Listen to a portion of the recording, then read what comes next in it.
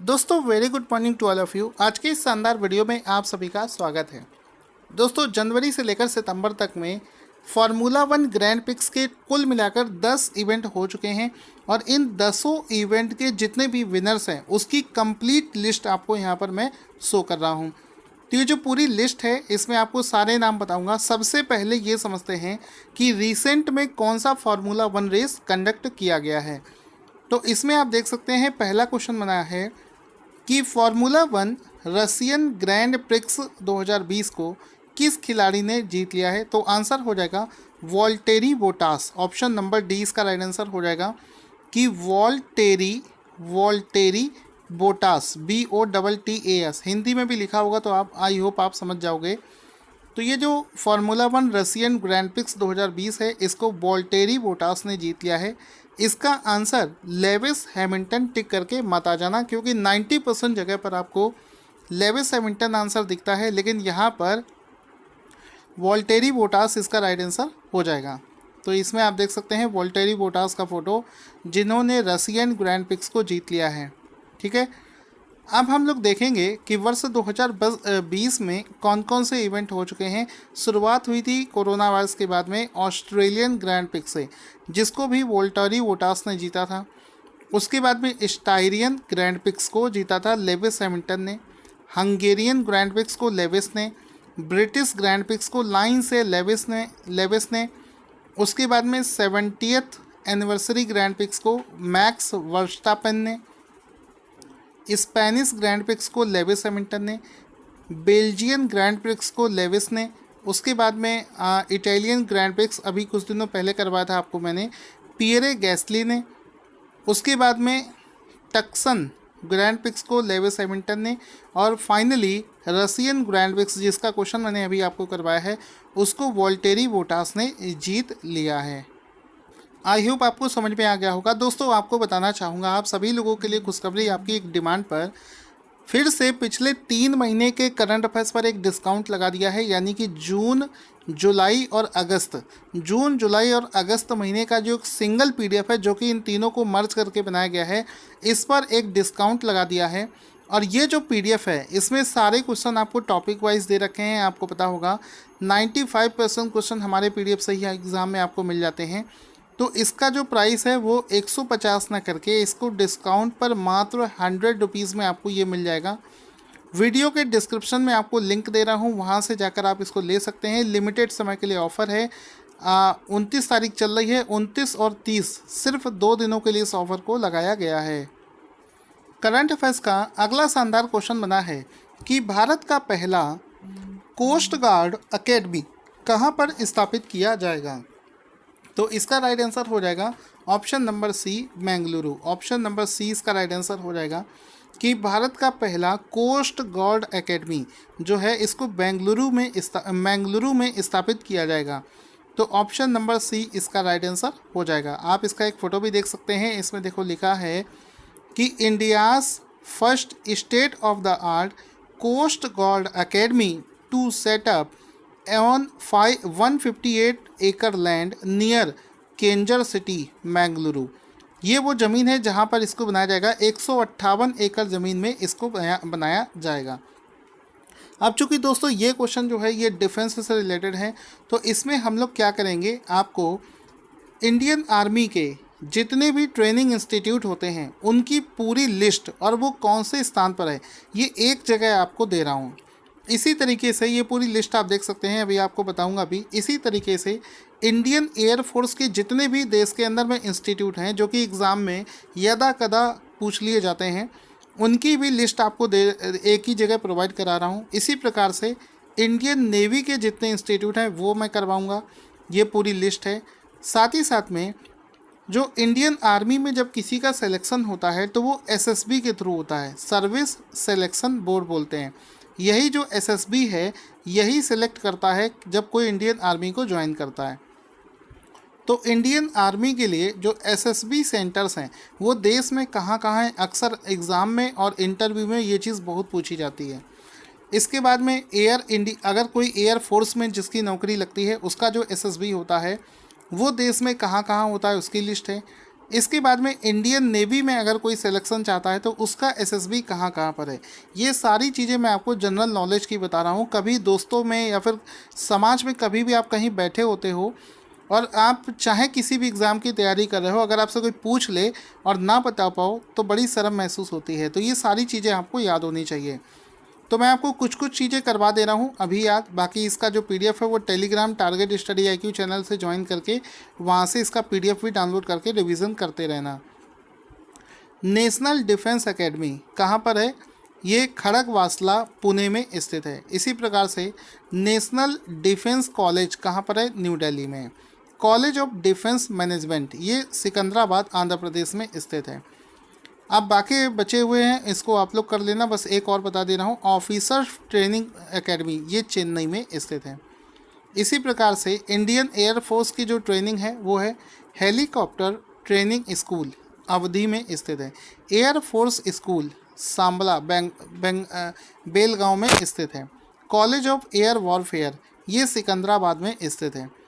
इसके बाद में इंडियन नेवी का देखो, आईएनएस चिल्का भुवनेश्वर में है, आईएनएस हंस ये गोवा में है, और बाकी भी नाम आपको दे रखे हैं, इसको भी रिवीजन कर लेना। अब हम चलते हैं इंडियन आर्मी में सेलेक्ट होने के लिए जो एसएसबी कहाँ कहाँ पर है। तो ये 4 स्थान पर एसएसबी होती है इंडियन आर्मी की। Allahabad SSB, Bhopal SSB, Bengaluru SSB और कपूरथला, ये 4 जगह हैं। इसी प्रकार से एयरफोर्स का जो एसएसबी है ये भी 4 जगह है, देहरादून, मैसूर, गांधीनगर और वाराणसी। इस प्रकार से इंडियन नेवी का कहाँ पर है? ये है एसएसबी बेंगलोर और सिलेक्शन सेंटर सेंट्रल भोपाल, ये 2 हैं इंडियन नेवी के लिए। दोस्तों आपको चैलेंज के साथ कहता हूँ, ये जो सारी इन्फॉर्मेशन मैंने आपको स्टैटिक जीके की दे रखी है, आप कहीं भी ढूंढ लीजिए इंटरनेट पर, आपको एक जगह इतनी इन्फॉर्मेशन कहीं पर भी नहीं मिलेगी। अगला क्वेश्चन है कि विश्व रेबीज दिवस वर्ल्ड रेबीज डे प्रतिवर्ष किस दिन मनाया जाता है? हर साल 28 सितंबर को। ऑप्शन नंबर सी इसका राइट आंसर हो जाएगा। प्रत्येक वर्ष 28 सितंबर को विश्व रेबीज दिवस वर्ल्ड रेबीज डे मनाया जाता है। ऑप्शन नंबर डी इसका राइट आंसर हो जाएगा। रेबीज कुत्ते के काटने से हो जाता है, आप सभी को पता होगा। इस वर्ष इसका जो थीम है वो है इंड रेबीज कोलैबोरेट वैक्सीनेट, ये इसका वर्ष 2020 के लिए थीम हो जाएगा। और इसमें आप देख सकते हैं इसका फ़ोटो भी लिखा है, सितंबर 28 वर्ल्ड रेबीज डे मनाया जाता है। कुत्ते के काटने से ये बीमारी फैल जाती है। अब इसमें हम लोग जानेंगे कि जब भी कोई जानवरों के काटने से या जानवरों से कोई बीमारी इंसानों में फैलती है तो ऐसी बीमारियों की कैटेगरी को जूनोटिक बीमारी के नाम से जाना जाता है। एग्ज़ाम में कई बार पूछा गया है। चूँकि ये बीमारी भी जानवर के काटने से इंसान में पहुंच रही है तो इसको भी जूनोटिक डिजीज़ के नाम से हम लोग जानेंगे। 28 सितंबर क्यों चुना गया है? क्योंकि 28 सितंबर को ही इस बीमारी के इस वायरस को इसकी दवा वैक्सीन बनाने वाले लुईस पास्चर का पुण्यतिथि है, इसी वजह से इसको मनाया जाता है। अगला क्वेश्चन है, पूर्व केंद्रीय मंत्री जसवंत सिंह जिनका हाल ही में निधन हो गया है, इनमें से किस विभाग को संभाल चुके हैं? तो आंसर हो जाएगा defence, external ministry, finance ministry. ऊपर दिए गए सभी डिपार्टमेंट जो है उसको वो लीड कर चुके हैं। फाइनेंस मिनिस्टर भी रह चुके हैं, एक्सटर्नल अफेयर मिनिस्टर भी, डिफेंस मिनिस्ट्री भी वो देख चुके हैं। तो ऑप्शन नंबर डी इसका राइट आंसर हो जाएगा। हाल ही में जसवंत सिंह का निधन हो गया है, ये आपको पता होना चाहिए। और ये जितने भी पोजीशन हैं ये अटल बिहारी वाजपेयी जी की सरकार में वो मंत्रिमंडल में इस तरीके से शामिल हुए थे। अगला शानदार क्वेश्चन है कि हाल ही में बीसीसीआई की महिलाओं के राष्ट्रीय चयन पैनल के अध्यक्ष के रूप में किसे अपॉइंट किया गया है? आंसर हो जाएगा Neetu David. Option number C इसका राइट आंसर हो जाएगा। नीतू डेविड को बीसीसीआई की महिलाओं की जो राष्ट्रीय चयन पैनल होता है उसके अध्यक्ष के रूप में शामिल किया गया है। ऑप्शन नंबर सी इसका राइट आंसर हो जाएगा। इसमें आप नीतू डेविड का फ़ोटो देख सकते हैं, ये वाला, और बीसीसीआई का यहाँ पर लोगो दिख रहा है, लिखा है former Indian cricketer Neetu David appointed as head of the BCCI's all India women selection committee, यानी कि विमेंस क्रिकेटर जो हैं उनके सिलेक्शन के लिए नीतू डेविड को इसका चीफ अपॉइंट किया गया है। अगला क्वेश्चन है, सितंबर 2020 में प्रधानमंत्री मोदी जी ने यूनाइटेड नेशन महासभा के किस संस्करण को संबोधित किया है? तो आंसर हो जाएगा इसके 75वें संस्करण को हाल ही में प्रधानमंत्री मोदी जी ने संबोधित किया है। तो ऑप्शन नंबर सी इसका राइट आंसर हो जाएगा। PM Modi virtually addressed United Nations general assembly 2020। ठीक है, ये इसका राइट आंसर हो जाएगा। अगला क्वेश्चन बनता है कि विश्व पर्यावरण स्वास्थ्य दिवस वर्ल्ड इन्वायरमेंटल हेल्थ डे प्रतिवर्ष किस दिन मनाया जाता है? तो इसको प्रतिवर्ष 26 सितंबर को मनाया जाता है। ऑप्शन नंबर डी इसका राइट आंसर हो जाएगा। वर्ल्ड इन्वायरमेंटल हेल्थ डे यानी कि जो हमारा पर्यावरण है उसका जो स्वास्थ्य होता है वो खराब नहीं होना चाहिए, उसको लेकर ये जो दिवस है ये 26 सितंबर को मनाया जाता है। इसमें आप एक फ़ोटो भी देख सकते हैं, आपको पता होगा पर्यावरण असंतुलन की वजह से हाल ही में बहुत सारे वायरस फैल गए हैं, जैसे कि इबोला वायरस हो गया, कोरोना वायरस हो गया, और समय समय पर जो बीमारियां फैल रही हैं वो इन्वायरमेंट के हेल्थ ख़राब होने की वजह से फैल रही हैं। तो वर्ल्ड इन्वायरमेंटल हेल्थ डे 26 सितंबर को मनाया जाता है, ये आपको याद रखना है। वर्ष 2020 के अगर इसकी थीम की बात करी जाए तो इन्वायरमेंटल हेल्थ अ की पब्लिक हेल्थ इंटरवेंशन इन डिजीज़ पैंडमिक प्रिवेंशन, ये इसका थीम हो जाएगा। और इसी से जुड़े हुए कुछ और दिवस हैं आपको पता होना चाहिए, जैसे कि वर्ल्ड इन्वायरमेंट डे ये 5 जून को मनाया जाता है।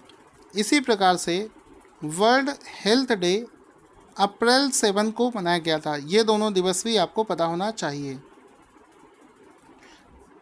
दोस्तों, हाल ही में फुटबॉल को लेकर AIFF अवार्ड्स के घोषित कर दिए गए हैं। तो ये अवार्ड किसको किसको मिले हैं वो बनेगा अगला क्वेश्चन।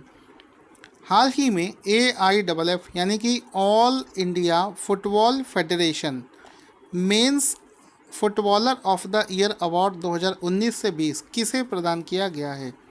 तो भारतीय मेंस फुटबॉलर टीम के जो गोलकीपर हैं गुरप्रीत सिंह संधू, उनको इस अवार्ड से सम्मानित किया गया है। तो ऑप्शन नंबर ए इसका राइट आंसर हो गया है कि AIFF men's footballer of the year Gurpreet Singh Sandhu को दिया गया है। ऑप्शन नंबर ए इसका राइट आंसर हो जाएगा। इसमें देख सकते हैं गुरप्रीत सिंह संधू का photo all India football federation की तरफ से ये दिया गया है। आगे चलते हैं। इसी अवार्ड को यानी कि all India football federation women's footballer of the year award 2019 से 20 किसे दिया गया है? तो आंसर हो जाएगा Sanju Yadav. Option number B इसका राइट आंसर हो जाएगा। संजू यादव जो कि एक महिला हैं, उनको ही विमेंस कैटेगरी का जो footballer of the year award 2019 से 20 है वो प्रदान किया गया है। तो ऑप्शन नंबर बी इसका राइट आंसर हो जाएगा। इसमें आप देख सकते हो AIFF women's footballer of the year award 2019 से 20 जो है ये संजू यादव को प्रदान किया गया है। इसके अलावा भी और भी अलग अलग कैटेगरीज़ के अवार्ड हैं। यहाँ पर ये कंप्लीट लिस्ट आप देख सकते हैं, जिसमें कि देखो मेंस कैटेगरी का जो अवार्ड है ये गुरप्रीत सिंह संधू को दिया गया है। विमेंस कैटेगरी का जो अवार्ड है ये संजू यादव को दिया गया है। इसके बाद में emerging footballer of the year ये दिया गया है अनिरुद्ध थापा को। इसके अलावा emerging women's footballer of the year दिया गया है रतन बाला देवी को। इसी प्रकार से बेस्ट असिस्टेंस रेफरी वो ये दोनों नाम आप देख सकते हैं P वायरा मुथु। बेस्ट रेफरी का दिया गया है L अजीत कुमार को।